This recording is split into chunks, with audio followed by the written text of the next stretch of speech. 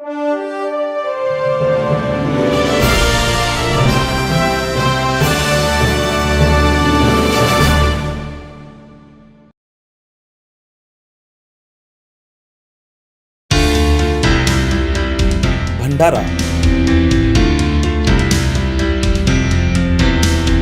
हा जिल्हा विदर्भातील एक महत्त्वाचा जिल्हा असून हा महाराष्ट्र आणि मध्य प्रदेशच्या बॉर्डर लगत आहे.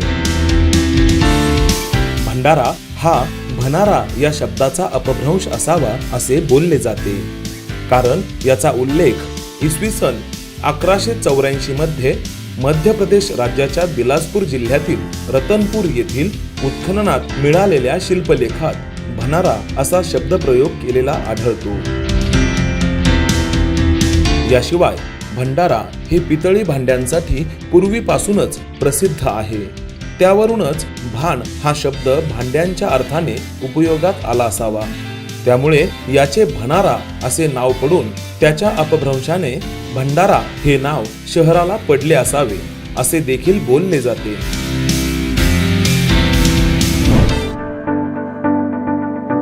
भंडारा जिल्हा हा वैनगंगेच्या खोऱ्यात वसलेला असून वैनगंगा ही या जिल्ह्याची प्रमुख नदी आहे. या नदीचा प्रवाह उन्हाळ्यात सुद्धा कोरडा पडत नाही. कन्हान नदी, सूर नदी, बावनथडी नदी आणि चुलबंद या नद्या देखील या जिल्ह्यातून वाहतात. या जिल्ह्यात बावनथडी, चुलबंद ही धरणे आहेत. या जिल्ह्याची समुद्र सपाटीपासूनची उंची सुमारे 244 मीटर इतकी आहे.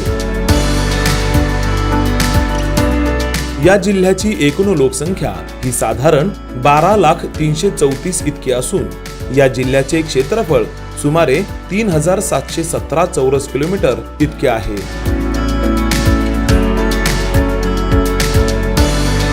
या जिल्ह्यात एकूण 7 तालुके असून त्यामध्ये तुमसर, मोहाडी, भंडारा, पवनी, साकोली, लाखनी आणि लाखांदूर यांचा समावेश होतो.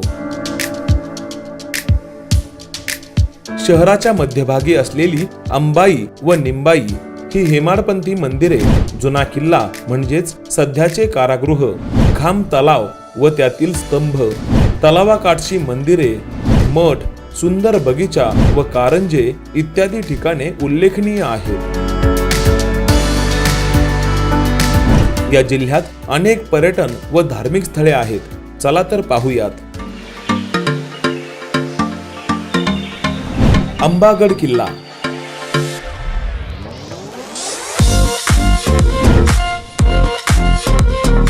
मध्ययुगीन काळातील हा किल्ला तुमसर तालुक्यापासून सुमारे 13 किलोमीटर अंतरावर आहे.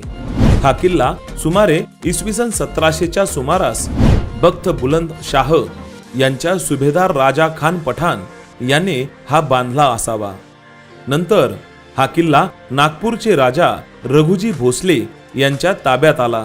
त्यावेळी हा किल्ला बंदींसाठी तुरुंग म्हणून वापरला जात असे. त्यानंतर ब्रिटिशांनी यावर कब्जा केला.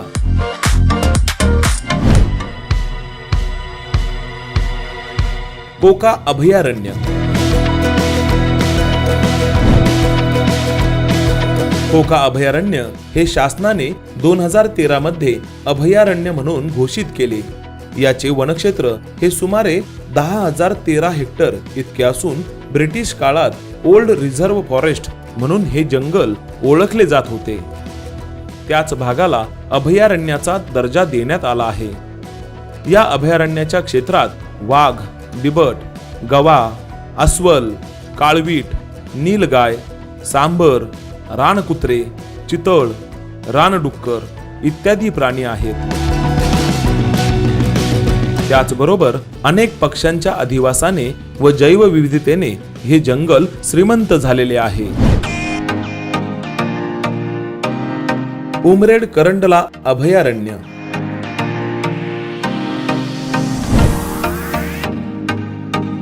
हे अभयारण्य वैनगंगा नदीसोबत ताडोबा अभयारण्याला लागूनच आहे. त्यामुळेच येथे वाघाचे अस्तित्व देखील आहे. याशिवाय येथे दुर्मिळ अशा फ्लाइंग स्क्विरेल आणि पँगोलिन या प्राण्यांचे वास्तव्य आहे.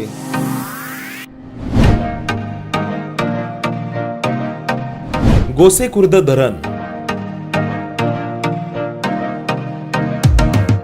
नागपूर, भंडारा व चंद्रपूर या जिल्ह्यातील सुमारे 2,50,800 हेक्टर जमीन ओलिताखाली आणणारा हा महत्त्वाचा प्रकल्प आहे. या प्रकल्पास इंदिरा सागर असेही म्हटले जाते.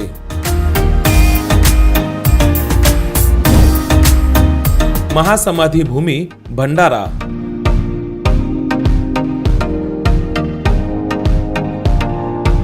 पवनी तालुक्यामध्ये वैनगंगा नदीच्या काठावर सिंदपुरी येथे पत्रा मेत्ता संघद्वारा निर्मित भारत जपान या दोन देशांच्या मैत्रीचे हे प्रतीक म्हणजेच हा महास्तूप.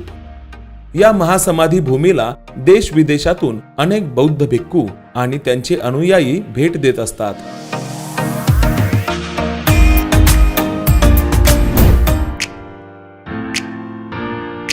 कोरंभी मंदिर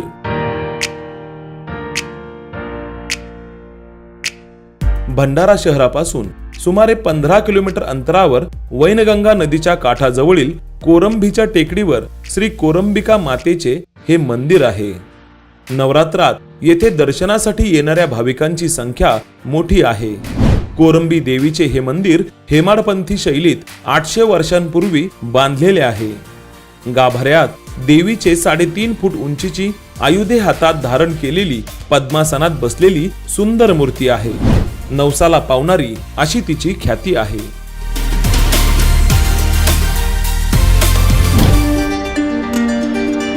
रावणवाडी धरण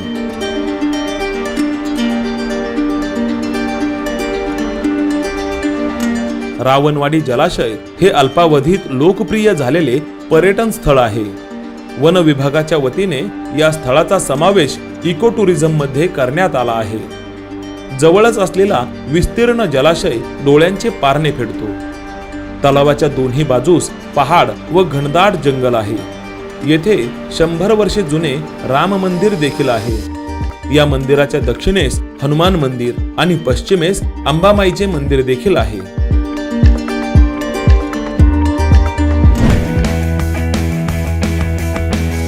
गायमुख हे ठिकाण भंडारा शहरापासून सुमारे 54 किलोमीटर अंतरावर तुमसर तालुक्यात आहे. येथे महादेवाचे प्राचीन मंदिर आहे. डोंगरघळीतून वाहून येणारे पाणी हे गायीच्या मुखातून येथे निरंतर वाहत असते, म्हणून या ठिकाणाला गायमुख असे म्हणतात. महाशिवरात्रीला येथे मोठी यात्रा भरते.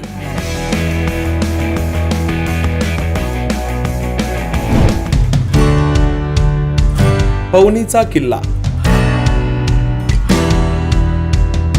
हा भंडारा शहरापासून सुमारे 47 किलोमीटर अंतरावर आहे. हा किल्ला पवन राजाचा किल्ला म्हणून ओळखला जातो. पूर्वी पवनी हे बौद्ध धर्मातील हिनयान पंथाचे आराधना केंद्र होते. सम्राट अशोकाच्या काळात ते वैभवशाली बनले. सम्राट अशोकाचे येथे काही काळ वास्तव्य देखील होते व त्याने त्याची मुलगी संघमित्रा हिला येथूनच श्रीलंकेला पाठवले असे इतिहासात सांगितले जाते. लाईक करा, शेअर करा, सबस्क्राईब करा. महाराष्ट्र हेरिटेज प्रत्येक पान इतिहासाचे.